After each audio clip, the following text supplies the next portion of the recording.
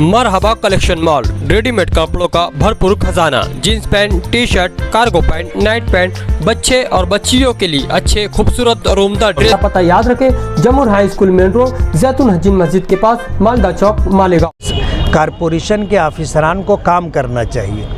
आज भुयारी गटर की जो स्कीम है 500-550 करोड़ की, हमारा ऐसा मानना है ये फेल स्कीम है। जिस रोड पर बड़े बड़े नाले पानी पास करने में नाकाम है, वहाँ पर 6 इंची पाइप और 8 इंची पाइप से पानी कैसे पास होगा?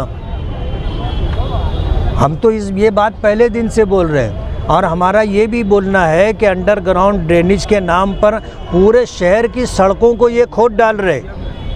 और हमने जो है बाकायदा ये बात कारपोरेशन में रखी है, हमने लेटर भी इस सिलसिले में दिया है कि एग्रीमेंट में ये बात है कि जहाँ भुयारी गटर होगी, अगर आरसीसी रोड होगा तो वो पेच वर्क आरसीसी करके देंगे, हॉट मिक्स होगा तो हॉट मिक्स करके देंगे, अगर बीएमडब्ल्यू होगा तो बीएमडब्ल्यू करके देंगे, और अगर कच्ची जगह होगी तो मिट्टी भर के देंगे।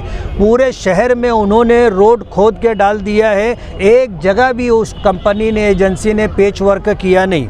पिछली बारिश में पूरे मालेगांव में लोग परेशान थे, जहाँ जहाँ अंडरग्राउंड ड्रेनेज के नाम पर खुदाई हुई, किसी का हाथ टूटा, किसी का पैर टूटा, किसी का सर फटा, ये सारे मामलात होते रहे, लेकिन ना कारपोरेशन ने इस मामले में कोई पेशरफ्त किया और ना एजेंसी ने कोई काम किया।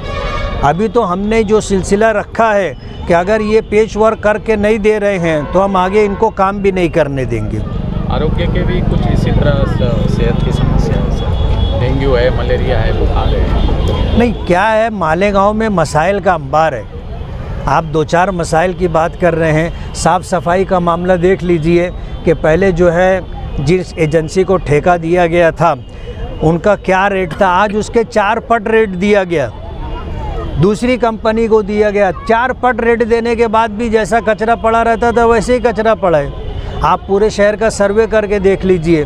तो ये तो कारपोरेशन को लूटने का काम हो रहा है, और कारपोरेशन का ख़जाना खाली करने में क्या अपने और क्या पराए सब शामिल है। कचरे को लेकर जो कचरा गाड़ी कचरा उठा रही है, उसके वजन को भी लेकर चर्चा हो रही है कि यार कचरा कम रह रहा है और वजन ज़्यादा बताया जा रहा है उसका। इसकी हमारे पास तहकीक नहीं है। इंक्वायरी होने के बाद इस पर हम अपनी बात रखेंगे।